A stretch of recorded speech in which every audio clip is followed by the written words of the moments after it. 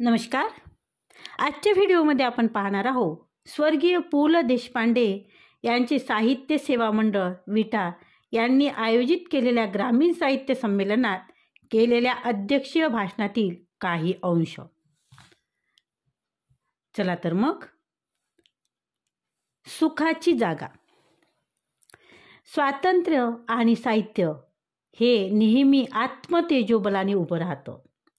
टेकू देऊन उभं राहतात ते राजकारणातील तकलादू पुढारी.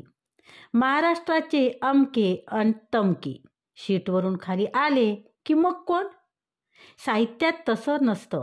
शेकडो वर्षापूर्वी झालेला तुकाराम आजही आपल्या मदतीला येतो.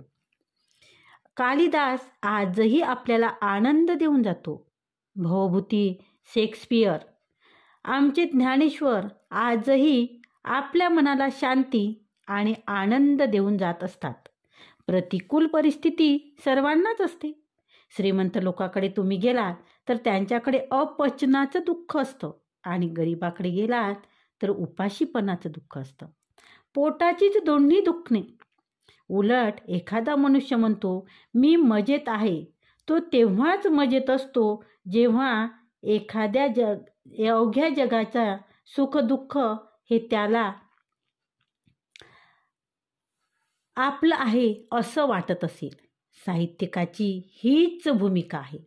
अशा या भाषेतून फुलोरा फुलून हे तुमचे काम आहे. तो निरनिराळ्या तऱ्हेने फुलवा. कुठलीही सक्ती लादून घेऊ नका. साहित्य अनेक तऱ्हेने फुलते. एक गोष्ट आहे, एका हॉस्पिटलमध्ये एका खोलीत 2 पेशंट होते. एकाला खिडकीजवळची जागा होती आणि दुसऱ्याला आतल्या बाजूची. दोघेही सिरियसच होती. खिडकीजवळची जागा ज्याला होती तो त्यातल्या त्यात बरा होता.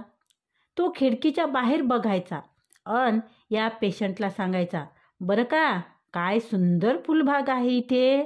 बाहेर काय सुरेख फुलं आहे. सुंदर प्रकाश आहे. मुलं खेळत आहेत. फुलं काय सुरेख आहेत. असं तो वर्णन करून सांगायचा. दुसऱ्याला सारखं वाटायचं ही जागा मला मिळायलाच पाहिजे ती. कधीतरी ती कॉट मला मिळावी. हा बरा तरी हो दे, नाहीतर मरू तरी दे. आणि एक दिवस सकाळी काय झालं, तो जो नेहमी बागेचं वर्णन करून सांगणारा होता तो मनुष्य मेला. लगेच दुसऱ्याने उत्साहाने डॉक्टरला सांगितले की चला मला त्या कॉटवर घ्या. डॉक्टर म्हणाले नको, तिथे कशाला. तरी तो म्हणाला तिथेच मला जागा द्या. डॉक्टरांनी नाईलाजाने त्याला तिथे झोपवलं. उत्साहाने त्याने खिडकीतून बाहेर पाहिलं तर तिथे बाग नव्हतीच. काही नव्हतं तिथे. तिथे एक कब्रस्तान होतं. तो याला बरं वाटावं म्हणून बागेचं वर्णन करून सांगायचा. साहित्यिकाचं हेच काम आहे. जीवनात अनेक दुःख असतात आणि बाबा रे, इतकी दुःख असली तरी जीवन इतकं वाईट नाही. जीवनामध्ये अजूनही चांगलं होणार आहे हे सांगणं साहित्यिकाचं काम आहे. जीवनावर माणसाचे अतोनात प्रेम आहे. एक गोष्ट आहे, एक माणूस असतो, त्याच्या मागे वाघ लागतो. हा धावत धावत जातो. कुठेतरी झाडावर चढायला बघतो. जे झाड दिसते ते काटेरी असते आणि हा त्या झाडावर चढतो. त्याचं हे असं लक्षात येतं की वाघ यायला लागला आहे आणि आपल्याला खायला एक अजगर आणखी वर झाडावर चढतोय. आता काय करावं कळत नाही. तो आणखी वरती जाण्याचा प्रयत्न करतो, पण तिथे मधाचे पोळे असते.